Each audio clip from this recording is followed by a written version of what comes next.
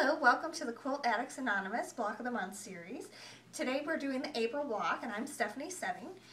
Today we're getting started on the first piece border and we're going to have 20 of these blocks. They finish 6 inches. Right now they're at 6.5 because I still have my seam allowances in them. And we're going to start out by making a bunch of these half square triangles. Now we've made a lot of half square triangles so far in this Block of the Month tutorial, so I'm just going to go through the instructions with you.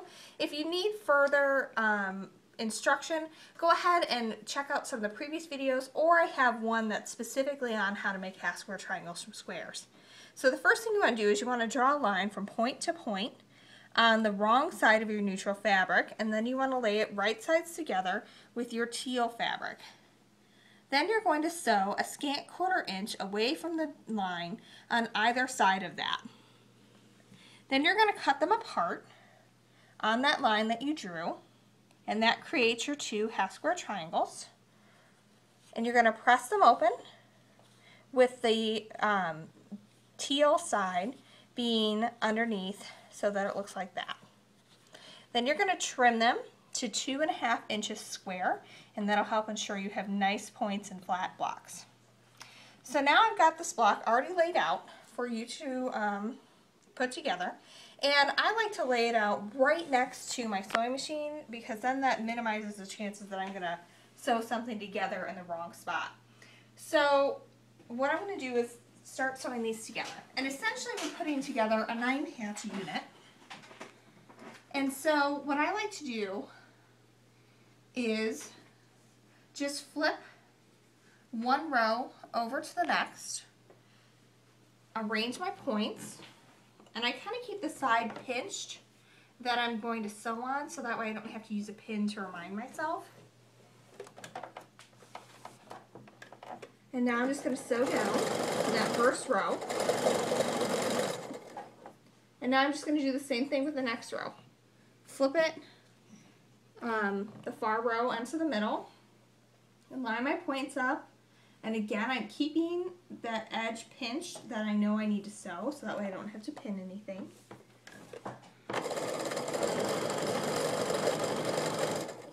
And when you're doing this at home, you can go ahead and make the components for all the blocks that you need for this month. And you can stack them up and just chain piece all of these, and that will make your production process go a lot faster.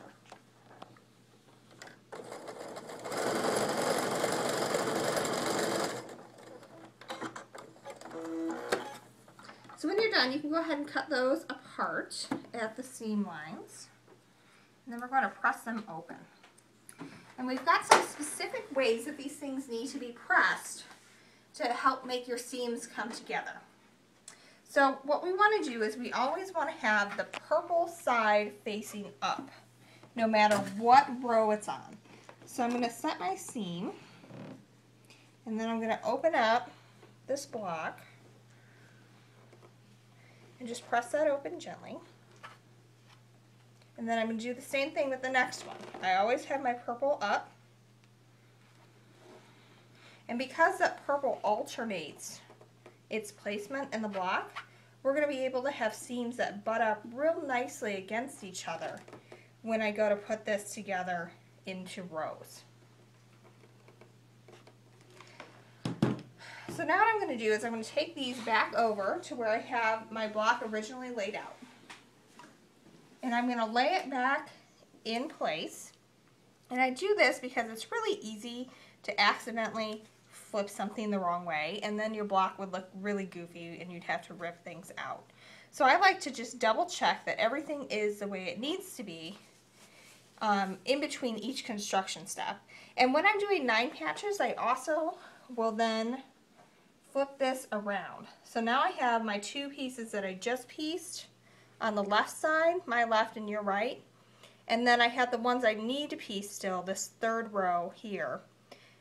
Free and right next to the sewing machine. That way I can continue to do the flip and sew method that I was doing before. So now we're just going to real quick run these through the sewing machine.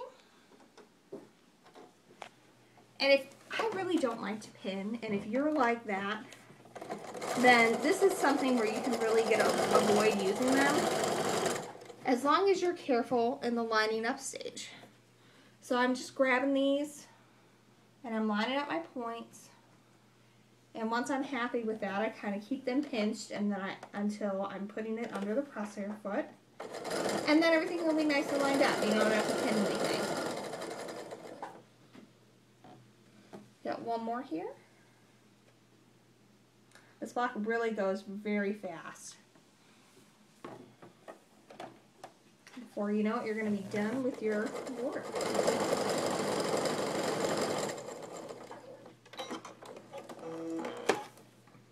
Alright, so I'm just going to cut these apart here, and then we'll be ready to press and put our block together.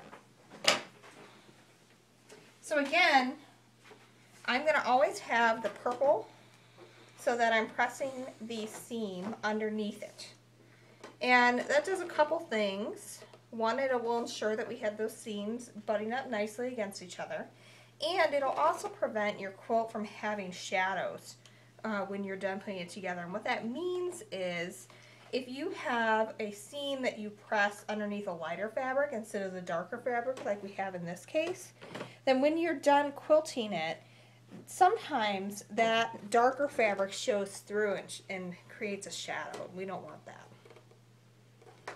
Alright, so now we've got the block put together pretty much. We just have to put our rows together. So at this point I do pin, but we just need 2. So it's pretty easy.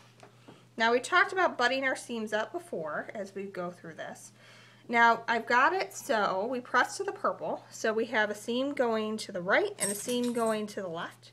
And I have them right up next to each other, so there's no gap and they're not overlapping. You should just feel a flat seam when you pinch that. And you always want to put your pin in that seam allowance on the right side. So right now it looks like your left because you'll be watching it backwards. And that way when we're sewing along, we're going to sew until we're in this seam allowance. And we're going to have our needle down. Then it's okay to remove that pin because the needle then acts as your pin and makes that join nice and crisp. And we're going to do the same thing on the other side. Just butt those seams up and stick the pin in the right side. It's going to look like your left as you're watching this at home. Alright, now I'm just going to line up my corners on the end of the block and throw that through the machine. And here's what I'm talking about. I kind of slow down as I get to that seam allowance and I stop with my needle down, remove my pin, and then do the same thing as I come to the next seam allowance. And at this point I also line up my corners on the back half of that block to ensure that it's nice and even on the sides as well. Alright, now this time we're going to press so that the seam is underneath the center row. And that's because there's a lot of bulk going on right here with these triangles. So if we press it so the seam allowance is underneath this long seam, there's less resistance and your block will lie a lot flatter that way because you're not trying to go against all those triangles.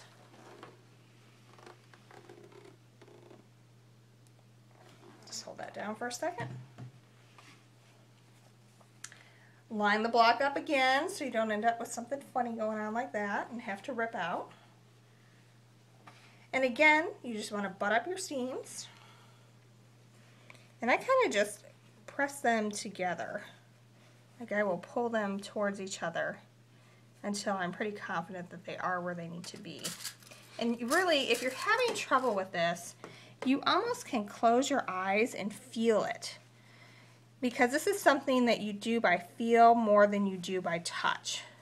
And once you get the, or more than you do by sight, I mean. And once you get the hang of what it's supposed to feel like to have that nice flat seam, then you won't even really have to look at it in order to know that you're going to have a nice join there.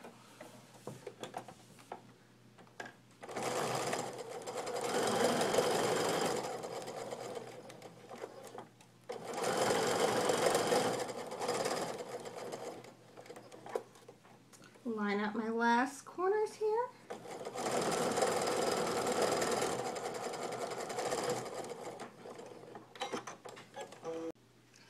So we've got the last seam to press open, and again we want to set it to get up so that we're going to press the